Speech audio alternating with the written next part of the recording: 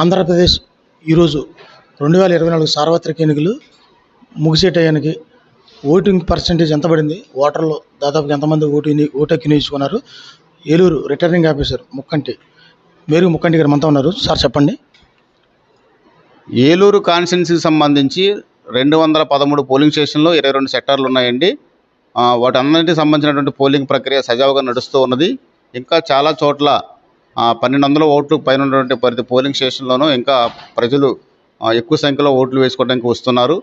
అలాగే ఉదయం పూట నుంచి కూడా ప్రజలు వారి యొక్క ఓటు హక్కు వినియోగించుకునే విషయంలో చాలా ఉత్సాహంగాను వచ్చి వారి యొక్క ఓటు హక్కును ఉపయోగించుకున్నారు.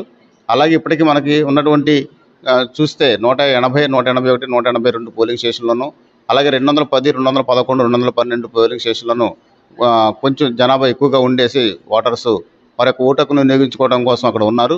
వారందరికీ కావాల్సినటువంటి ఏర్పాట్లన్నీ కూడా చేయడం జరుగుతుంది. లైటింగ్ ఫెసిలిటీ కల్పిస్తున్నాము, అలాగే డ్రింకింగ్ వాటర్ కల్పిస్తున్నాము.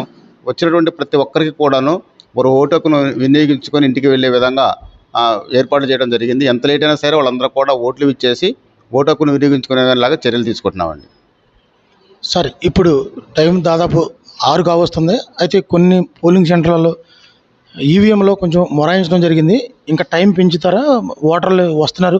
గతంలో కంటే ఇప్పుడు ఏమైనా ఓటింగ్ పర్సంటేజ్ పెరిగిందా? ఓటింగ్ పర్సంటేజ్ మనకి ఇంకా ఎన్ని క్లోజ్ అయిన తర్వాత కానీ తెలియదండి. టోటల్గా మన ఎలక్షన్ కమిషన్ వారు అలాగే సిఇఓ గారు మన ఇచ్చిన ఆదేశాల మేరకు మనకి ఆంధ్రప్రదేశ్లో కొన్ని పోలింగ్ స్టేషన్లోని 5 గంటలకు ఉన్నాయి. కానీ మన ఏలూరు కాన్స్టిట్యున్సీ అంతా కూడాను 6 గంటల వరకు సమయం ఉంది. 6 గంటల లోపులో ఆ పోలింగ్ స్టేషన్ పరిధిలోకి వచ్చినట్టు ప్రతి ఒక్కరికి కూడా స్లిప్లు ఇచ్చేసి వారి ఓటు హక్కును వినియోగించుకునేలాగా చర్యలు తీసుకుంటున్నామండి. సార్, ఇప్పటి వరకు ఎంత పర్సంటేజ్ వచ్చింది సార్ ఓటింగ్?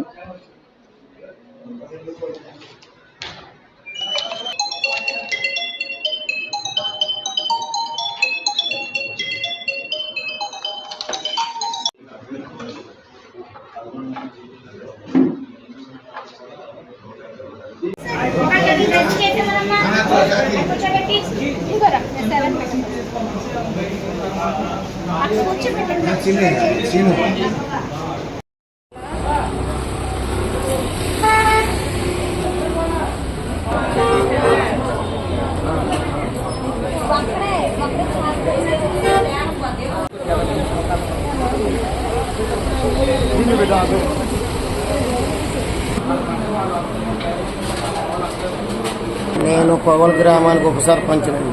పేరు గురుపర్తి శివకొండలు. ఓటింగ్ వేయించుకునే కార్యక్రమంలో నుంచి ఉన్నాము. అప్పటికి చిన్న చిన్న గొడవలు అవుతున్నాయి, సరిచేస్తాం.